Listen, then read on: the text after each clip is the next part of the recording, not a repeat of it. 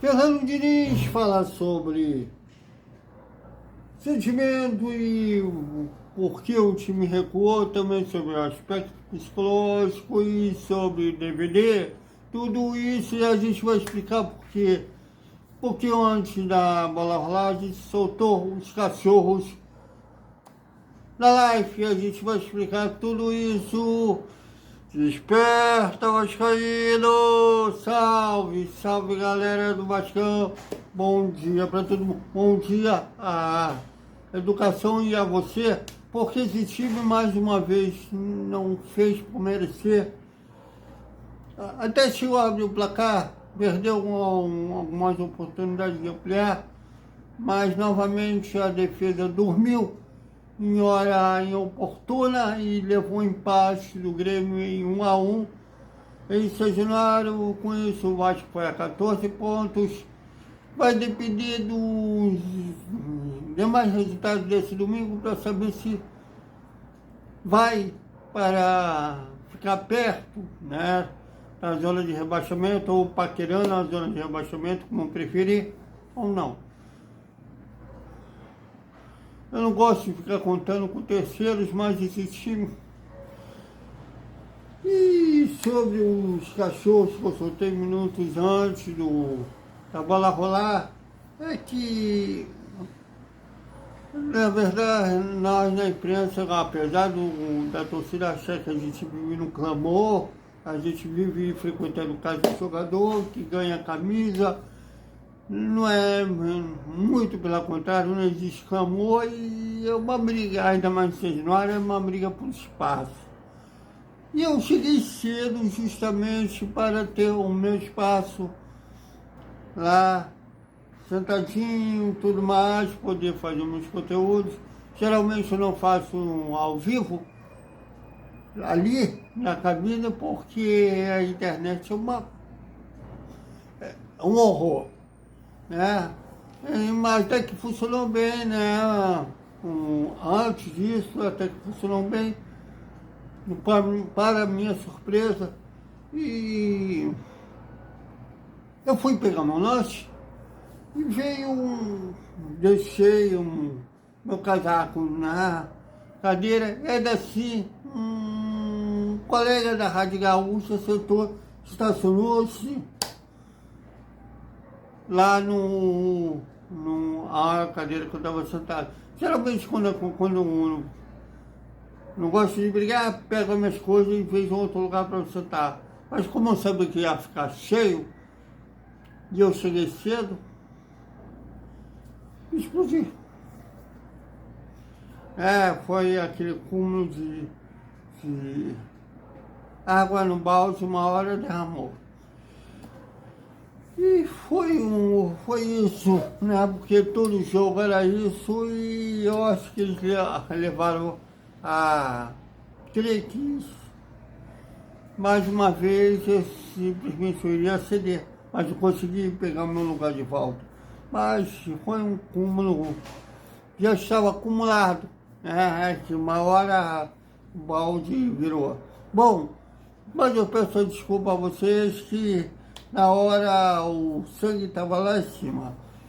E vamos ao primeiro tempo dos cortes do intervalo ao vivo, vocês viram aqui no canal Thiago Torres, mas vamos ao primeiro tempo da coletiva de ontem, os cortes da coletiva de ontem, em que o técnico Fernando Diniz falou sobre o seu sentimento e por que o Vasco recuou depois de fazer 1-0.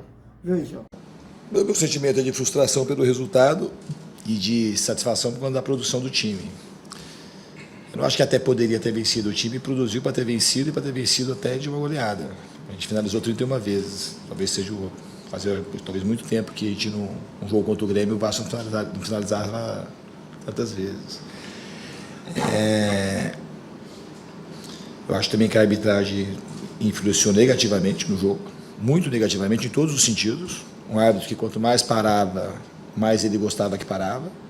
Ele em nenhum momento o Grêmio fez cera do começo ao final do jogo, ele não acelerou o jogo em nenhum momento, não amarelou ninguém do Grêmio. Ele não permitiu uma finalização clara de fazer gol no primeiro lance. O lance muito discutível, do impedimento. Achei pênalti no Veguete no segundo tempo. E aí pode até ter errado, mas assim, a condução achei muito prejudicial a quem queria jogar.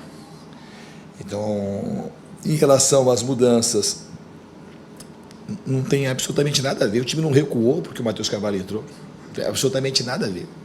O Tietê, ele é um cara que tem o domínio de fazer qualquer função. O Nuno voltou para a função dele. O time recuou porque recuou. Ele chutou umas bolas para frente, não precisava chutar. Estava com o jogador aproximado.